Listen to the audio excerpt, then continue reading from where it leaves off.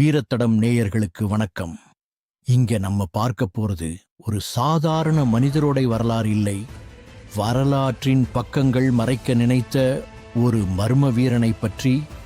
வாங்க வரலாற்றை பார்ப்போம். போர்க்களத்தில் எதிரி எத்தனை பெரிய வியூகம் அமைத்தாலும் அதில் ஒரு சின்ன தப்பு கண்டுபிடித்து அந்த துளை வழியாக புகுந்து மொத்த படையையும் நிர்மூலமாக்கும் வித்தை தெரிந்தவர். அதனால்தான் இவருக்கு பெயர் தப்புக்குட்டி தேவர். வீடியோவுக்குள்ள போறதுக்கு முன்னாடி நம்ம வீரர்களோட பெருமையை உலகுக்கு சொல்ல அந்த லைக் பட்டனை தட்டி விடுங்க ஃப்ரெண்ட்ஸ்.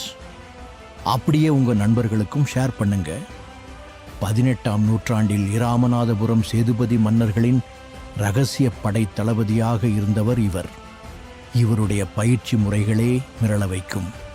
இவர் கற்றது நிழல் போர் முறை. அமாவாசை இருட்டில் ஒரு சிறு காற்றின் அசைவை வைத்து எதிரி எங்கிருக்கிறான் என்று துல்லியமாக வாள் வீசும் திறன் இவருக்கு இருந்தது.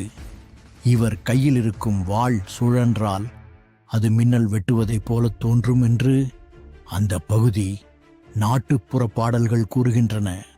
கட்டபொம்மன் ஆங்கிலேயர்களை எதிர்த்த போது அவர்களுக்கு பெரும் சவாலாக இருந்தது அவர்களின் பீரங்கி படைகள். அந்த படைகளை முடக்க தப்புக்குட்டி தேவர் கையாண்ட தந்திரம் யாருமே எதிர்பார்க்காதது.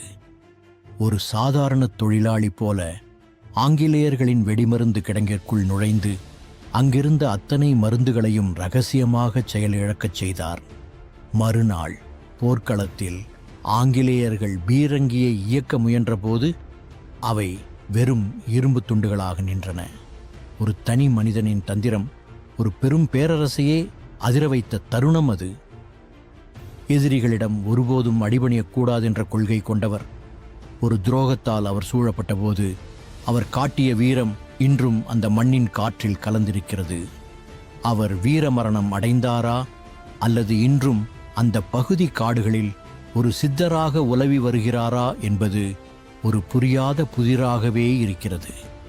ஆனால் இராமநாதபுரம் மண்ணின் மக்கள் மனதில் அவர் இன்றும் ஒரு காவல் தெய்வமாக வாழ்ந்து கொண்டிருக்கிறார். இந்த மாவீரனின் கதை உங்களுக்கு பிடித்திருந்தால் மறக்காம நம்ம சேனலை சப்ஸ்கிரைப் பண்ணுங்க. இன்னும் பல மறைக்கப்பட்ட வீரர்களின் தடங்களை தேடி பயணிப்போம். உங்களுக்காக நான். இது உங்கள் வீரத்தடம்.